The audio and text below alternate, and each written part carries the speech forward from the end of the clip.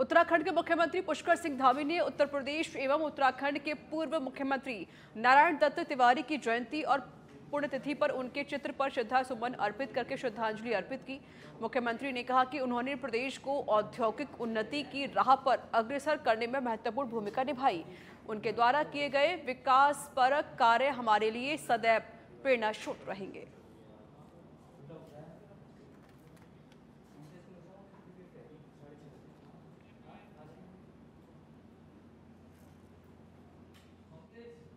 और केदारनाथ विधानसभा उपचुनाव को लेकर बीजेपी ने 6 संभावित उम्मीदवारों के नाम केंद्रीय पार्लियामेंट बोर्ड को भेज दिए हैं। अब बीजेपी की केंद्रीय पार्लियामेंट्री बोर्ड उपचुनाव के लिए उम्मीदवार तय करेगा। उत्तराखंड महिला बीजेपी की प्रदेश अध्यक्ष आशा नोटियाल का भी नाम केंद्रीय पार्लियामेंट बोर्ड को भेजा गया है। इसको लेकर आशा नोटियाल ने पार्टी का आभार जताया है। उन्होंने कहा कि वह भारतीय जनता पार्टी की कार्यकर्ता होने के नाते लंबे समय से पार्टी के लिए कार्य कर रही है और उन्हें खुशी है कि पार्टी ने उनका नाम भी संभावित उम्मीदवार की लिस्ट में भेजा है। मैं भारतीय जनता पार्टी की कार्यकर्ता के नाते लंबे समय से संगठन के लिए काम कर रही हूं और निश्चित तौर पर मुझे खुशी है कि पार्टी ने उस सूची में मेरा नाम भी शामिल किया है। और क्षेत्र की जो जनता है, लगातार हम लोग उनके बीच काम करते हैं, महिलाओं के बीच काम करते हैं, तो निश्चित तौर पर क्षेत्र की जनता को भी खुशी हो रही होगी कि मेरा नाम भी उस सूची में शामिल हुआ है। उत्तराखंड में जल्द लागू होगा यूसीसी। उत्तराखंड के सीएम ने कहा धामी को ड्राफ्ट सौंपा गया है। समिति ने नियमावली का ड्राफ्ट सौंपा है। यूसीसी समिति ने सीएम धामी को ड्राफ्ट सौंपा है। सीएम पुष्कर सिंह धामी ने कहा कि बहुत ही जल्द यूसीसी लागू होगा। तो यूसीसी ड्राफ्ट की कुछ बड़ी बातें भी हम आपको दिखा रहे हैं।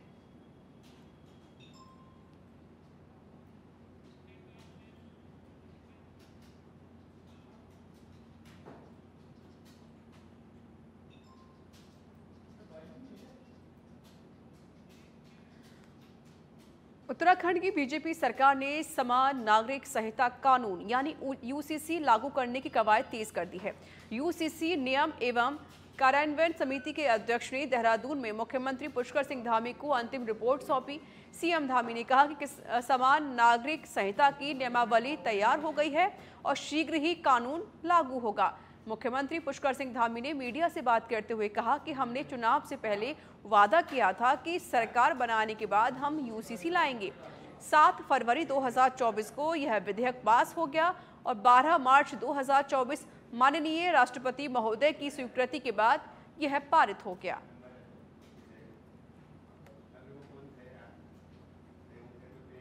मैंने शुरुआत में ही कहा है कि ये किसी के भी खिलाफ नहीं है, किसी को टारगेट करके नहीं लाया गया है और ये सबकी समानता के लिए है। और जब हम विशेष जब हम ड्राफ्ट बनाने वाली कमेटी का हम गठन कर रहे थे, उस समय भी मैंने कहा था कि चूंकि आपने भी वो प्रश्न चूंकि आप बहुत आगे बढ़ गया है इसलिए इसको थोड़ा घुमा के पूछा है। मैं आपकी बात समझ रहा हूँ। देखिए, ये देवभूमि उत्तराखंड है और यहाँ 4 धाम है। हर स्थान पर देव स्थान है। ये सैनिक बाहुल्य हमारा प्रदेश है। देवभूमि के साथ साथ वीरभूमि भी है। प्रत्येक परिवार से कोई न कोई देश की सीमाओं पर देश की रक्षा के लिए इस उत्तराखंड के प्रत्येक परिवार से अपना योगदान दे रहा है। 2 अंतर्राष्ट्रीय सीमाओं से लगा हुआ है और हमने पहले ही कहा कि देवभूमि में हम सबके लिए एक समान कानून लाएंगे। कोई किसी पंथ का होगा, किसी वर्ग का होगा, किसी भी समुदाय का होगा और उसके लिए हमको देवभूमि उत्तराखंड की देवतुल्य जनता ने अपना आशीर्वाद दिया, अपना समर्थन दिया, अपना मैंडेट दिया। तो देवभूमि की जनता ने ही कहा है हमसे। और रुद्रपुर सिडकुल क्षेत्र में डॉल्फिन कंपनी के मजदूर वामन दिन से धरना प्रदर्शन कर रहे हैं, जिसके चलते गांधी पार्क रुद्रपुर में विगत 17 दिनों से अनिश्चितकालीन भूख हड़ताल में मजदूर बैठे हुए हैं। आज समाज सेवी सुब्रत कुमार विश्वास भी मजदूरों के साथ 1 दिवसीय भूख हड़ताल में बैठे रहे। डॉल्फिन मजदूर के अनिश्चितकालीन भूख हड़ताल को समर्थन दिया गया।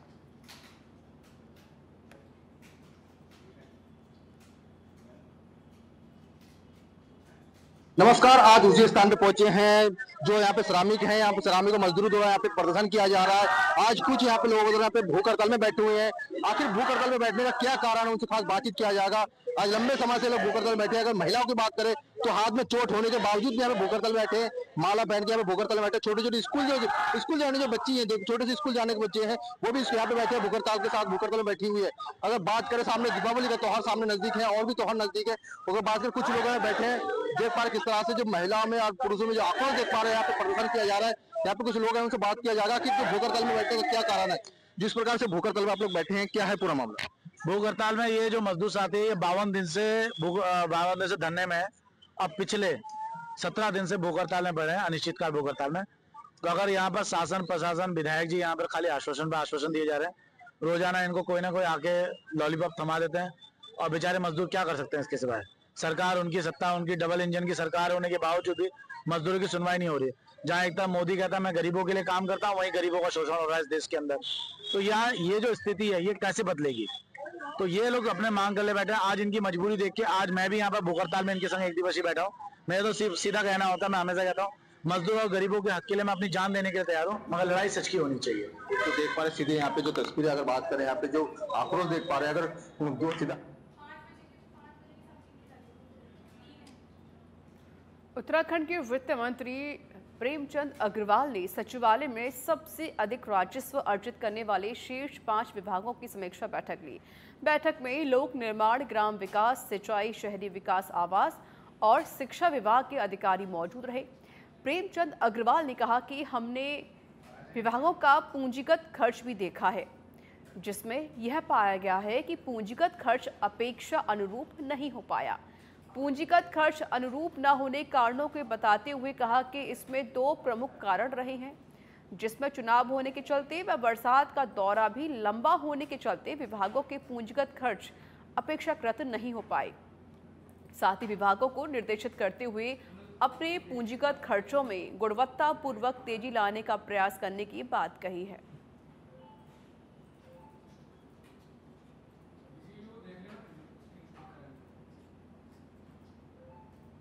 देखिए, आज हमारे लोक निर्माण, ग्राम्य विकास, सिंचाई, शहरी विकास, आवास और विद्यालय शिक्षा, इनके साथ बैठना हुआ। और इसमें स्वाभाविक तौर से आप जानते हैं कि हमने 2 तरह से बातचीत की है। एक तो आपने जो पूंजीगत खर्चा है वो अभी तक कितना किया, क्योंकि ये सारी चीज़ें भी हमें देखनी होती है। लास्ट टाइम हमने ये बैठकें पहले भी की थी। इस बार हम इन सभी विभागों के साथ इकट्ठा हम लोग बैठे हैं और देखने में ये आया कि विभागों का खर्चा जैसा हम अपेक्षा करते नहीं हो पाया। और जोशीमठ में भू धसाव को रोकने के लिए सुरक्षा कार्यों की डीपीआर में खामियां पाते हुए सरकार ने इसे संबंधित विभागों को लौटा दिया है। आपदा प्रबंधन सचिव विनोद कुमार सुमन ने नाराजगी जताते हुए सिंचाई, पीडब्ल्यूडी और पेयजल विभाग को डीपीआर में तत्काल संशोधित करने और 1 सप्ताह के भीतर नए सिरे से प्रस्ताव देने के सख्त निर्देश दिए हैं। सचिव आपदा प्रबंधन विनोद कुमार ने ये भी बताया कि स्वीकृत बजट से विभागों द्वारा ज़्यादा की डीपीआर तैयार की गई थी, जिसको वापस लौटाया गया है। विभागीय डीपीआर का शासन स्तर पर परीक्षण के बाद उसे केंद्र सरकार को भेजा जाएगा।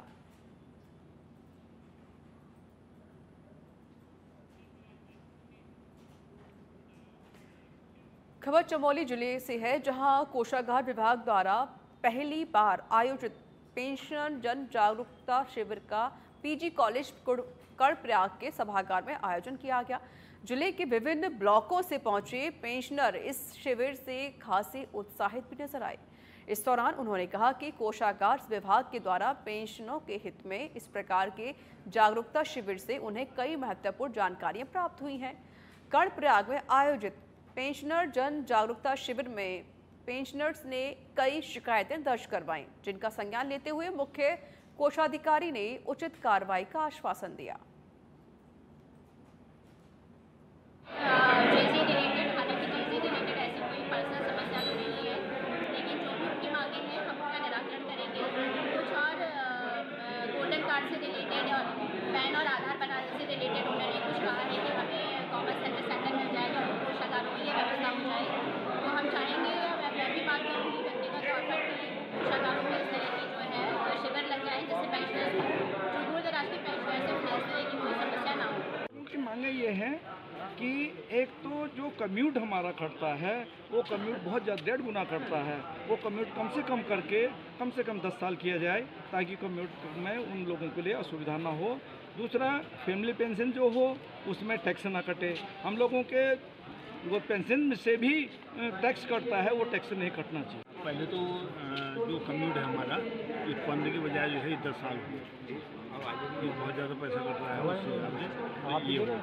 और दूसरा, जो गोल्डन कार्ड का बेनिफिट है, और यहाँ के कई हॉस्पिटल ऐसे हैं जो इसको स्वीकार नहीं कर रहे, और कर भी रहे हैं, मानो स्वीकार कर रहे हैं तो करें भाई जितना आपका खर्च हो रहा है उतना हम नहीं दे पाएंगे। और जो एडजर्निंग हमारे स्टेट है, जैसे हल्द्वानी से मानो कोई केस रेफर होता है, उसको मानो बरेली जाना पड़ता है, तो बरेली वाले को कहते हैं कि आपका गोल्डन कार्ड हमारे यहाँ नहीं चलता। दिल्ली यहाँ से रेफर करते हैं तो वहाँ गोल्डन कार्ड नहीं चलता। तो मेरा आपके माध्यम से सरकार से ये निवेदन है कि एडजर्निंग जो हमारे स्टेट से हैं वहाँ भी हमारे गोल्डन कार्ड चालू हो। ये सबसे पहले तो बात यह है कि हम वरिष्ठ कोषाधिकारी महोदया का शुक्रगुजार हैं।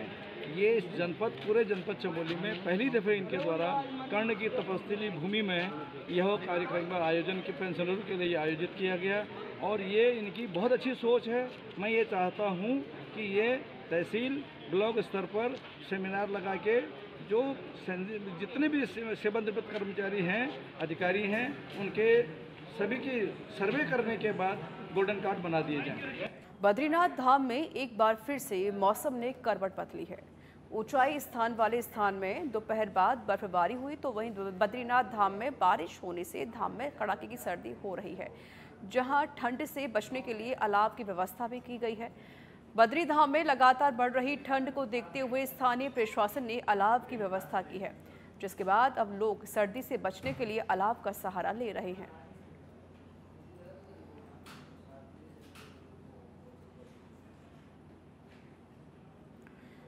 उत्तराखंड सरकार थूक जिहाद को लेकर काफी सख्त नजर आ रही है।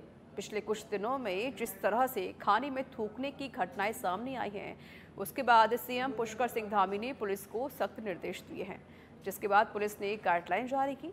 वहीं बताया जा रहा है कि जल्द ही उत्तराखंड में सभी दुकानदारों को अपनी दुकानों में प्रोपराइटर का नाम लिखने की बात सामने आने के बाद कांग्रेस अभी से इसका विरोध कर रही है। कांग्रेस के वरिष्ठ विधायक और पूर्व प्रदेश अध्यक्ष प्रीतम सिंह ने कहा कि यह सही नहीं है। जब कांवड़ यात्रा चल रही थी उस समय भी प्रदेश सरकार ने दुकानदारों को अपनी दुकानों के बाहर अपने नाम लिखने के आदेश जारी किए थे, जिसे कोर्ट ने खारिज कर दिया था। आगे उन्होंने कहा कि अगर आपको कुछ करना ही है तो आप दुकानों में सीसीटीवी कैमरे लगवाएं, ताकि ऐसी घटनाएं उस कैमरे में कैद हो सकें और वो घटनाएं दोबारा ना घट सकें, जिससे उन असामाजिक तत्वों पर कानूनी कार्रवाई भी हो सके। नहीं, देखिए, ये निर्णय जब कांवड़ यात्रा चल रही थी तब भी लिया गया था, लेकिन न्यायालय ने इसको अस्वीकार करने का कार्य किया। अब फिर इस बात को कहा जा रहा है, अरे आप निगरानी कीजिए, आप कीजिए, कहिए कि सीसीटीवी कैमरे की जो निगरानी होगी उसमें जो है आप जो कृत करेंगे उसमें रिकॉर्ड वो होगा, ये तो बात समझ में आती है। लेकिन अब तो नाम लगा, बोर्ड लगा दो, ये लगा दो। अब भाजपा के पास कहने के लिए कुछ नहीं है। भारतीय जनता पार्टी ना तो विकास की बात कर सकती है, ना बेरोजगारी की बात कर सकती है, ना महंगाई पर अंकुश कैसे लेके इसकी बात नहीं कर सकती है। भ्रष्टाचार अपने चरम पर है, इस पर कोई बात नहीं कह सकती है। तो ये सरकार तो बिल्कुल निठल्ली है, वो एक सूत्रीय कार्यक्रम में लगी हुई है, और वो कार्यक्रम है भ्रष्टाचार में। बहुत तेजी से डेमोग्राफिक चेंज हो रहा है और यह बात कई रिसर्च में भी सामने आई है। भाजपा प्रदेश अध्यक्ष महेंद्र भट्ट प्रदेश की जनता से अपील करते हुए कहा है कि वह उत्तराखंड के आम लोग ये भी देखें कि उनके आस पड़ोस में कौन रहता है। साथ ही हम अपना मकान जिसे किराए पर दे रहे हैं उसका पुलिस वेरिफिकेशन भी ज़रूर होना चाहिए।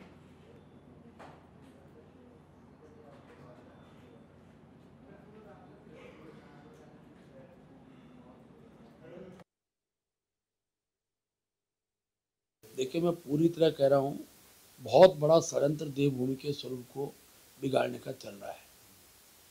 मैं देवभूमि के सभी नागरिक अपील करता हूँ कि इस प्रकार के षड्यंत्र से बचना चाहिए। अपने अगल बगल अड़ोस पड़ोस के व्यक्ति की पहचान जरूर होनी चाहिए।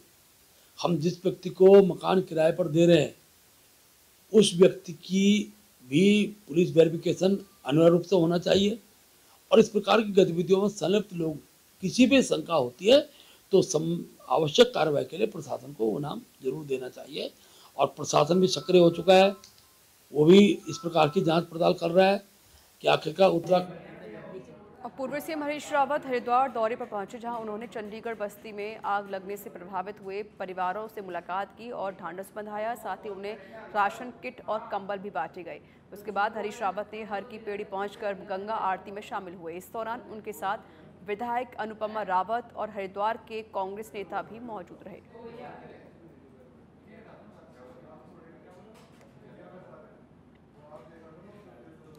प्रदेश में उत्तराखंड स्थापना दिवस 9 नवंबर को धूमधाम से मनाया जाएगा। महिला एवं बाल विकास मंत्री रेखा आर्य ने कहा कि इसके साथ ही प्रदेश में यूसीसी भी लागू हो जाएगा। यूसीसी को लेकर सरकार ने बहुत मेहनत की है और कई मेंबर्स की टीम ने इसे हजारों लोगों के साथ बात करने के बाद तैयार किया। वहीं यूसीसी में लिविंग रिलेशनशिप को लेकर भी कानून है। उसके बताया गया है कि कोई भी अगर लिविंग रिलेशनशिप में रहना चाहता है तो उसे नज़दीकी पुलिस स्टेशन में इसकी जानकारी भी देनी होगी। साथ ही अपने घर वालों को भी इसकी जानकारी देनी होगी।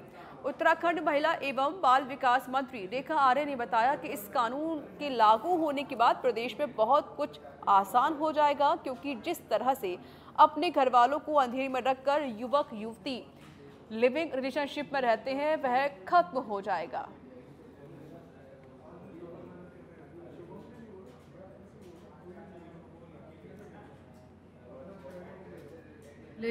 कितने खतरनाक हो सकते हैं या कितने खतरनाक हैं, ये इस बात से मैं समझती हूँ कि जिस प्रकार से महिला आयोग के पास में विषय आया, जिस प्रकार से हमारे पास में विषय आते रहे हैं, ये उसी का निर्णय है कि यूसीसी में लिव इन रिलेशनशिप का रजिस्ट्रेशन की अनिवार्यता को कर दिया गया है, जो कि 9 नवंबर के बाद में लागू हो जाएगा।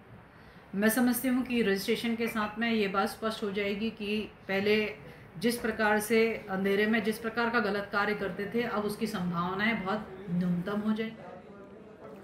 शरद पूर्णिमा के मौके पर हरिद्वार के चंडी घाट स्थित दक्षिणी काली मंदिर में गुरुवार देर शाम डांडिया रास का आयोजन किया गया। इस मौके पर राजनीति और समाज के सेवा के क्षेत्र में काम करने वाले कई महिलाओं को सम्मानित भी किया गया है। कार्यक्रम में उत्तराखंड के विधानसभा अध्यक्ष ऋतु खंडूरी, पूर्व राज्यपाल और वर्तमान में यूपी की कैबिनेट मंत्री बेबी रानी मौर्य, ऋषिकेश की निवर्तमान मेयर अनीता ममगाई समेत कई महिलाओं ने बढ़ चढ़कर शिरकत की। कार्यक्रम में मौजूद सभी महिलाओं ने डांडिया रास चलाया। उत्तराखंड की पूर्व राज्यपाल और वर्तमान में यूपी की कैबिनेट मंत्री बेबी रानी मौर्य ने कहा कि शरद पूर्णिमा की रात भगवान श्री कृष्ण ने गोपियों के साथ डांडिया रास रचाकर समाज में नर और नारी की समानता का परिचय दिया था। इसलिए डांडिया रास में शिरकत करते हुए उन्हें खुशी हो रही है।